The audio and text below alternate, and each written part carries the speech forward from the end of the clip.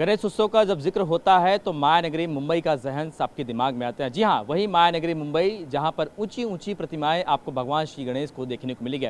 इस वक्त हम मौजूद हैं मुंबई के एक ऐसे ही खेतवाड़ी 11वीं गली में, जहां पर आप देखिए कि ये मुंबई की सबसे ऊंची प्रतिमा जो है वो बताई जाती है और ये 40 फीट की प्रतिमा आप इस वक्त देखिए। और परसों यानी जब 27 तारीख को इसका जब अनावरण होगा तो लाखों की तादाद में भक्तगण आते हैं, बप्पा के दर्शन करके जाते हैं। इसे मुंबई जा महाराजा भी जो है वो कहा जाता है और ये सबसे ऊंची प्रतिमा है। और ये खेतवाड़ी, जो मुंबई के खेतवाड़ी इलाका है, वहाँ पर 11वीं गली में ये विराजे जाते हैं। और इनके ही इस मंडल के प्रेसिडेंट जो है हेमंत दीक्षित जी से हम बात करेंगे कि आखिर इस बार उन्होंने क्या थीम रखा है और इस सबसे ऊंची प्रतिमा जो भगवान श्री गणेश की आप देख रहे हैं, इसका इतिहास है, कहाँ से इसकी शुरुआत हुई थी और आज भी इस साल 2025 में क्या सुरक्षा के इंतजाम किए गए हैं, क्या कुछ है।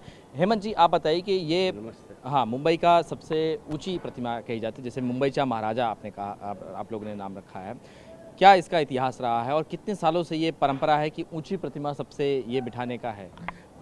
हमारे मंडल की स्थापना 1962 में हुई थी और लगातार हम 25 साल से ज़्यादा बड़ी मूर्ति यहाँ पे स्थापना करते हैं। तो यहाँ पे खेतवाड़ी में जो लोग हैं, ज़्यादा से ज़्यादा ऊंची प्रतिमा बनती है, उसको देखने के आते हैं, दर्शन के लिए देखने के आते हैं और उसके थ्रू क्या मैसेज हम समाज को देते हैं, इसके लिए यहाँ पे लाखों की तादाद में भक्तगण आते हैं।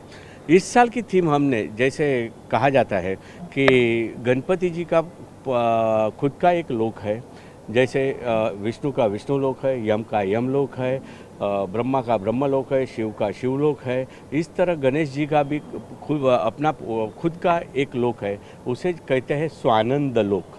मृदल पुराण के अंदर उसका विवरण है और उसमें गणेश जी का खुद का लोक है जो स्वानंद लोक बना। यहाँ पे हमने बताया हुआ है कि जो डेकोरेशन किया है वो स्वानंद लोक का किया है और गणेश जी की प्रतिमा आनंद से खड़ी है, आनंद रूपी गणेश यहाँ पे खड़े। इस साल हमारी थीम है स्वानंद लोक। हेमंत जी, बताइए कि ये सबसे ऊंची प्रतिमा है तो जाहिर सी बात है यहाँ पर भक्तगण भी आते होंगे।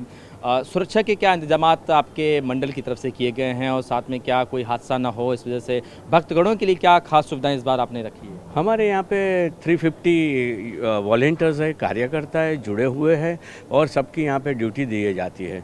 तो सुबह की ड्यूटी, दोपहर की ड्यूटी और रात की ड्यूटी इस समय से हमने डिस्ट्रीब्यूट करते हैं। दूसरा कि यहाँ पे सीसीटीवी कैमरा सब जगह पे, आपको पता है कि पुलिस के यहाँ पे कंपलसरी सबको सीसीटीवी कैमरा बिठाना है, आउटर में, इनर में और पीछे के साइड पे पंडाल में।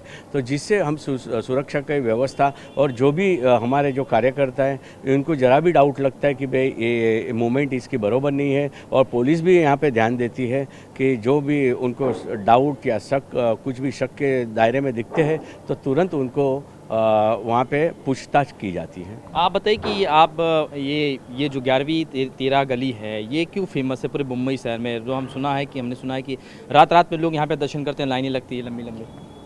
सबसे तो पहले जो गणपति का माहौल आगमन हो रहा है, गणेशोत्सव की आपको हार्दिक शुभकामनाएं देता हूं आपके टीवी के माध्यम से।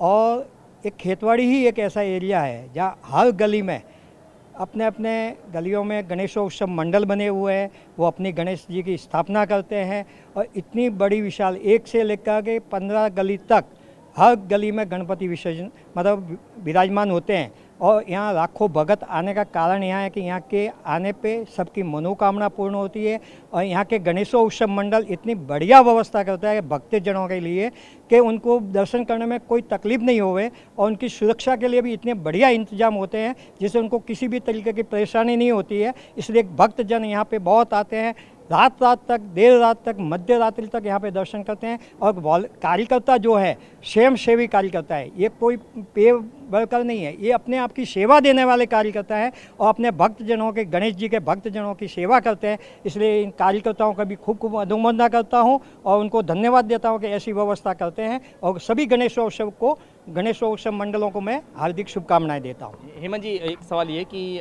जब ये इस बार हमने कई सारे पंडालों में देखा कि अलग अलग थीम रखे जाते हैं, कुछ आकर्षित करने के लिए अलग अलग चीज़ें, तो क्या आपके पंडाल में से कुछ चीज़ें इस बार देखने को मिली? क्या इससे पहले करते थे आप? यहाँ पे एक तो खेतवाड़ी में छोटी छोटी गलियाँ हैं।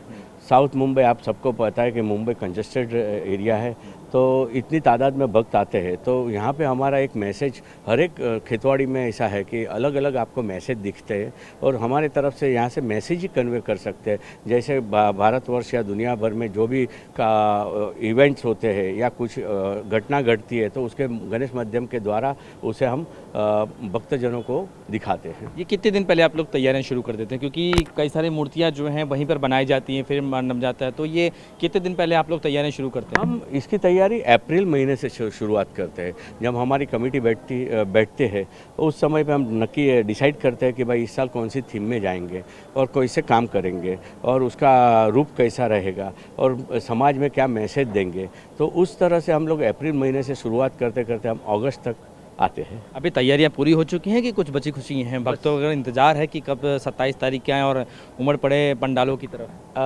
27 से पहले भी बहुत से आपको बताऊं कि बहुत लोग जो भीड़ होती है, भीड़ के आके सब यहाँ पे देख के चले जाते हैं। अभी 90% तैयारी हो गई है, खाली 10% है, वो 1-2 दिन में फिनिश हो जाएगी। बिल्कुल बिल्कुल, तैयारियां लगभग 90% पूरी हो चुकी है, क्योंकि बप्पा जो है वो आने वाले हैं और जब बप्पा का आगमन आता है तो मुंबई का कोना कोना सज जाता है बप्पा के आगमन के लिए। मुंबई का हर वो शख्स तैयार हो जाता है कि किसी तरीके से बप्पा की इस बार सेवा करनी है। जी हाँ, क्यों ना हो, क्योंकि ये महाराष्ट्र का सबसे बड़ा त्यौहार है, सबसे बड़ा पर्व है। और न सिर्फ महाराष्ट्र बल्कि दूर दराज से भी लोग यहाँ पर आते हैं भगवान श्री गणेश के दर में, चाहे लालबाग हो, चाहे खेतवाड़ी के तमाम 13 से 15 जो गलियाँ हैं वहाँ पर भी आते हैं और हर घर में बप्पा विराजे जाते हैं। तो इसी वजह से जब प्रथम पूजा की जाती है तो भगवान श्री गणेश का नाम लिया जाता है और जब भगवान श्री गणेश का आगमन आता है तो पूरी माया नगरी मुंबई जो है वो सड़कों पे आती है और बप्पा की सेवा करने में जुट जाती है।